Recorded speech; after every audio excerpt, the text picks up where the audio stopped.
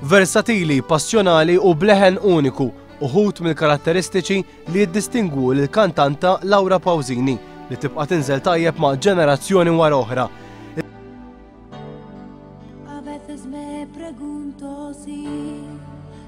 Il-kantanta ta' 38 sena bdiet bil-hit immortali tagħha La Solitudine u baqgħet tikber bidwetti li ħallew impatt u xogħol maqluba l-Ispanjol.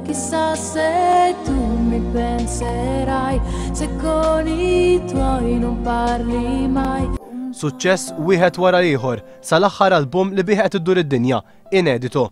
Il-kunċert tal-ewwel ta' Awwissu ser ikun qed isir fl-MFCC Open Air Ground ta' Taqali bħala parti mit-tur mondjali li qed tagħmel bħalissa. Tur li qed jikseb suċċessi kbar bil-biljetti għal ħafna mill-waqfiet tagħha diġà nbiegħu kollha. Il-kunċert ser ikun taħt id-direzzjoni tal-famuż Marko Balic li ħadem fost l-oħrajn fuq iċ-ċerimonja tal-ftuħ tal-ground il-ġdid tal-Juventus waqt li disin tas-sett li fuq ser tkanta Pausini huwa xogħol ta' Mark Fisher, l-Ingliż li ħadem fuq sets ta' Pink Floyd u U2.